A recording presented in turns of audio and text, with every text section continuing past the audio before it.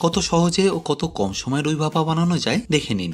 প্রথমে একটা পাত্রে আমি রুই মাছ নিয়ে নিচ্ছি, তাতে নুন, ঠান্ডা জল আর লেবু দিয়ে আধ ঘন্টা মতো রেখে দেবো, যাতে মাছটা থেকে আঁশটে গন্ধটাও চলে যায় আর মাছটা একটু নরমও হয়ে যায়। এবার একটা পেস্ট আমাদের বানিয়ে নিতে হবে, আর তার জন্য লাগছে কালো সর্ষে, সাদা সর্ষে, পোস্ত, কাঁচা লঙ্কা, নুন ও সামান্য একটু সর্ষের তেল। এবার অল্প একটু জল দিয়ে এটাকে ভালো করে আমি মিহি পেস্ট করে নেবো। এবার এই পেস্টটাকে আপনাদের মিশিয়ে নিতে হবে টক দইয়ের সাথে, আর অবশ্যই এখানে একটু সর্ষের তেল দিতে ভুলবেন না। আর এতক্ষণ আমাদের পাশে মাছটাও রেডি হয়ে গেছে, আর এটাকে আমি ম্যারিনেট করে নিচ্ছি সামান্য একটু হলুদ দিয়ে। যেহেতু অনেকক্ষণ এটা নুন জলে ছিল, তাই আলাদা করে আমি নুন দিচ্ছি না। এবার একটা এরকম স্টিলের টিফিন বক্সে আমি দই আর সর্ষের মিক্সচারটা নিয়ে নিচ্ছি, আর ম্যারিনেট করা মাছগুলোকে এর মধ্যে ভালো করে মিশিয়ে নিচ্ছি। গার্নিশের জন্য পারলে একটু সর্ষের তেল আর কাঁচা লঙ্কা দিয়ে দিতে পারেন।